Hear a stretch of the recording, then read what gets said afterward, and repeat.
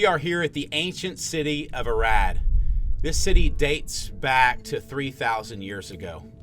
The lower city, a Canaanite city, dates back to even 5,000 years ago. This city has a rich history. It was in these deserts that Abraham pitched his tents. It was also this city that Joshua conquered after defeating Jericho.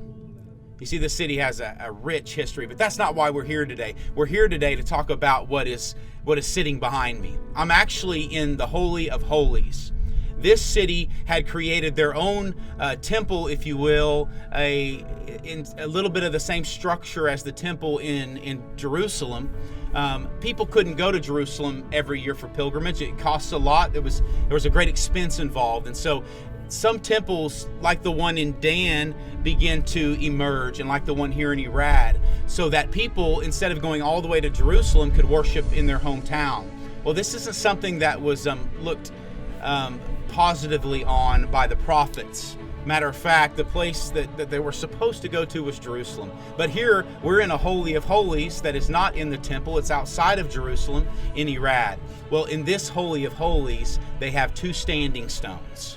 Now, these standing stones are not for the worship of Yahweh, the God of the Israelites, our God. These standing stones are meant for Asherah. This is a fertility goddess. This is not Yahweh. And when you read throughout the Bibles, we understand that you are to have no graven image. You're to worship no graven image. And here we have the people worshiping idols. But the crazy thing is this, that they're not only worshiping idols, but when they uncovered this area, they saw the inscription, the house of Yahweh, here in this Holy of Holies. And so they're worshiping Yahweh, but they're mixing their worship of Yahweh, the God of all creation, with the god Asherah. And so we see that they have broken the law of the Ten Commandments, and they're worshiping other gods. Well, in your studies, we are looking at the topic of how do we overcome temptation? What do we have to figure out to become overcomers through temptation? Well, what we realize in the Bible is that Satan tries to appeal to our needs. He tries to appeal to some need that we may have. And that's why we're here today, because the ancient people of the Bible had needs just like we have needs. Matter of fact, I would dare to say that their needs were greater. We're in a land that gets very little rain in a year, and the people survive off of their rain. Neighboring ancient Egypt survived off of the Nile River. They could make trenches from the Nile River and then supply water for their entire crops. Well, here in Jerusalem, here in Israel, and in Arad, this land survived because of rain. If it doesn't rain, your crops don't grow. If it doesn't rain, you don't eat. You know, it's real easy for us as Westerners to look at the Bible and have a problem with the people of the Bible in that they worshiped other gods. We could easily say that, you know, what is wrong with you? Why aren't you worshiping Yahweh? Why do you resort to worshiping other gods? Well, that's easy for us to say. It's a little harder to say when you're living in a holy land where there is no rain and you're depending upon God to supply the rain. Matter of fact, here in Israel, if you're going to produce crops, you have to have rain. And so in order to produce crops, you have to remove the field stones, you have to plow the ground, you have to sow the seeds, you have to pray over the seeds, and then you have to harvest the produce. Well, in the West, what do we do when we want a loaf of bread? We go to the store and we buy a loaf of bread.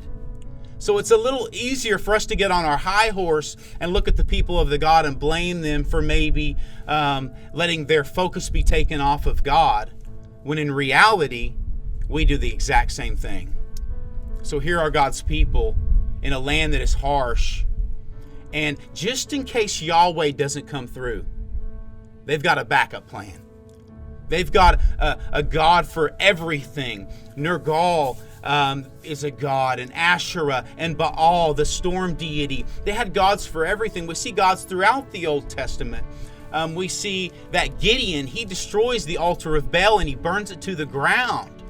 And then we see that Jacob, his father-in-law, has multiple gods because his wife takes some of the gods with her when they leave the father-in-law's house. And so I can just see a shelf full of gods. A god for this, a god for that, a god for this. But the reality is there is one God.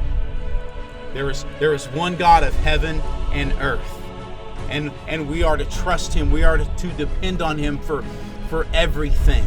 Do you have a backup plan? Or are you trusting in God? Are you counting on him? See, that's my prayer. It's, God, I'm counting on you. I've put all in on you, and you are my hope. You are my destiny. You are my future. If you don't come through for me, then I'm not going to make it. You see those farmers that were planting that seed? When they have that seed in their hand, they've worked the ground, they've done everything they need to do. When they're releasing that seed, the Bible speaks of sowing in tears. They are weeping over those seeds.